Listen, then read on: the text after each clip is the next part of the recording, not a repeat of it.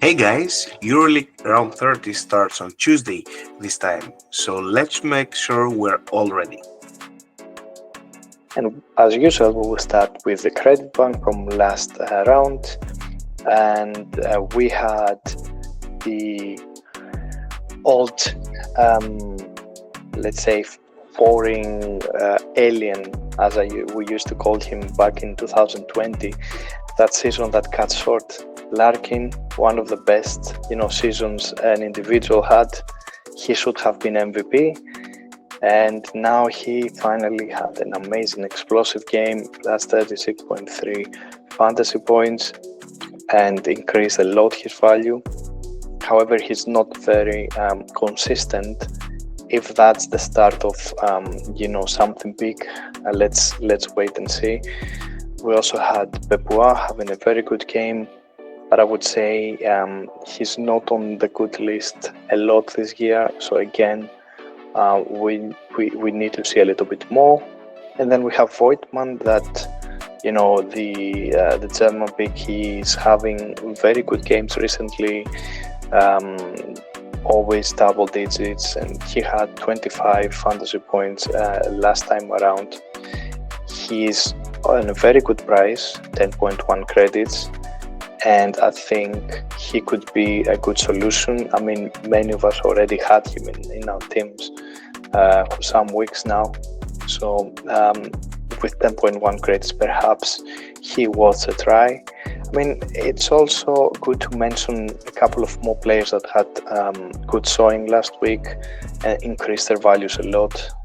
That's Panther, that's Randolph from Maccabi, that recently he's having very good performances and he scores a lot of points and he takes a lot of playing time. We also had De Colo, Francisco and Tays, all of them with good performances, and potentially they can keep the good things going.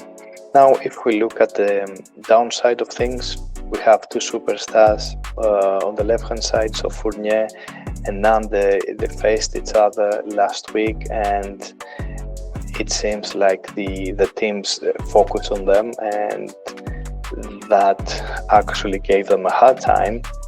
But I think this is a great discount for both of them. So depending what you love most, it's a good chance. Personally, I think for Nan especially, as he usually, pour a lot of points versus opponents, is a good chance with 0.7 points to get him in your team. Blood also, he's having a little bit tougher times at this late part of the season. We'll see how that goes. Potentially we need to see some recovery first.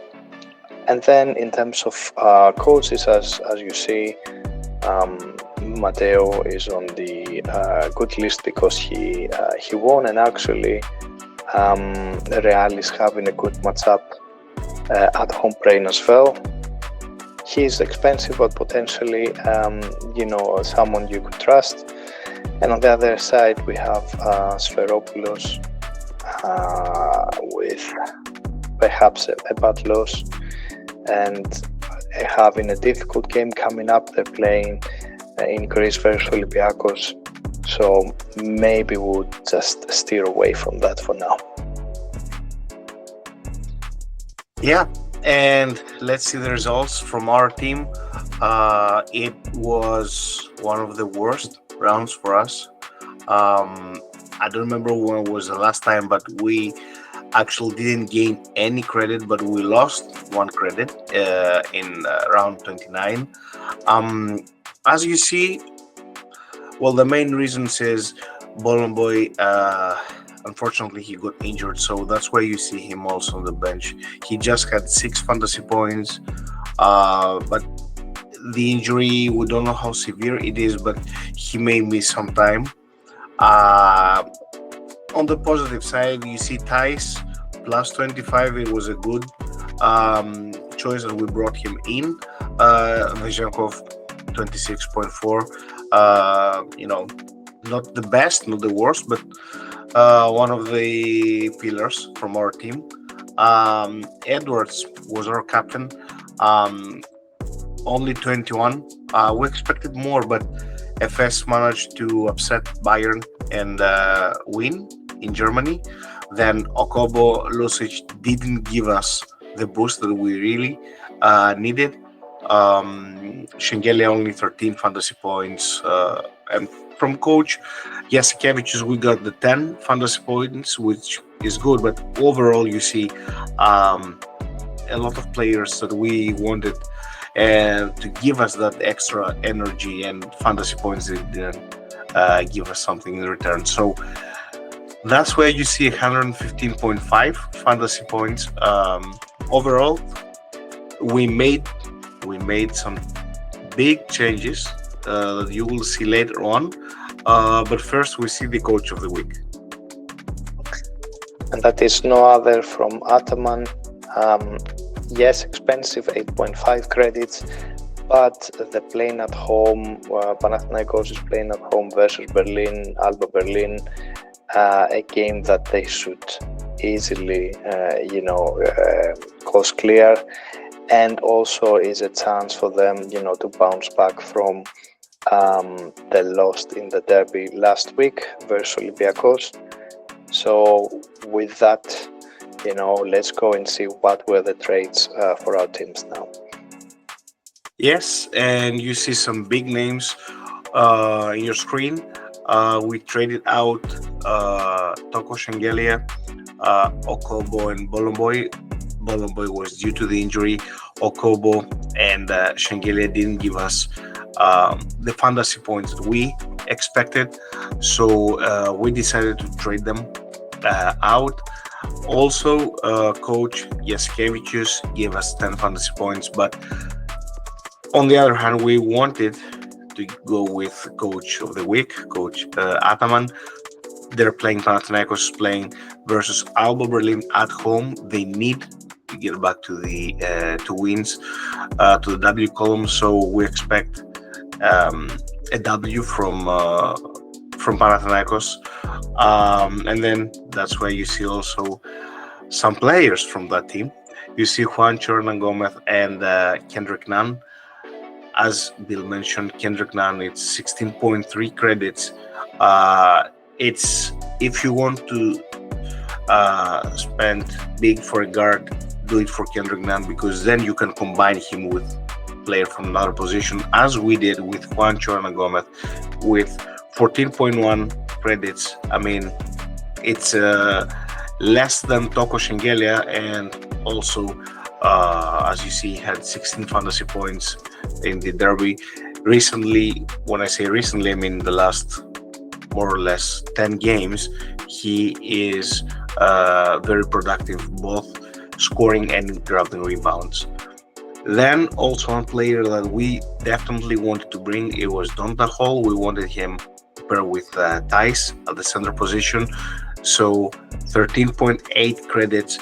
I mean, it's just 0.1 credit more than a Bolomboy. So we wanted to create this duo, Tice and Donta Hall, for our team at the center position, so we can have two pretty solid choices. And with that said, let's see the formation for round 30 from our team. So, as usual, we start from our captain, that is no other than Vezekov. He is playing at home versus Cervena Zvezda. He's been consistent the whole year, so there is nothing more we need to discuss.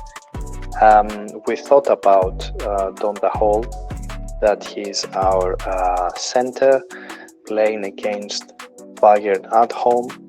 And we also thought about Tice, but I would say there is a question mark also around his physique and whether he's going to be 100% ready to play. Last time around he had a small injury, but he was able to shake it off and play the whole game. So our team is conditional right now that he's playing. If not, then perhaps we're going to update everyone through X with new formation. But until then, we're gonna stick with him. Then the starting five finishes with two bagger players. So we have Lucic at the forward position. As we mentioned before, he's been, with the exception maybe of the last game, he's been consistent since he's back from his injury. And then we have Edwards, a pure scorer, and he really needs to get full on offense and scoring on that game, because after last week's loss, Bayern really needs that away win. So it will be a tough game there in Baskonia. Then on the sixth player, because he plays at turn 1, is Tonut, one of our bench players, but we're quite happy as long as we have him. He's been producing some points, so no problems there. And then we have our bench, Yule and Snyder.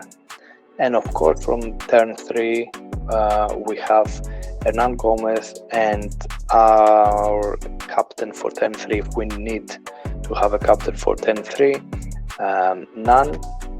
And coach is Ataman versus Berlin. We expect at least 20 points there. Any comments from you, Konstantinos? No, I think it's a pretty, solid team per position.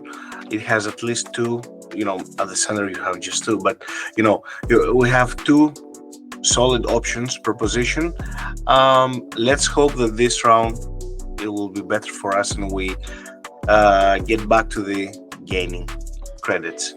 But guys, keep in mind we have 3 turns in this round. The first game is on Tuesday, so make sure you have your teams ready. We will post everything on X, and let us know your suggestions, questions about your team, and enjoy Euroleague round 30. See you next time, guys. Bye.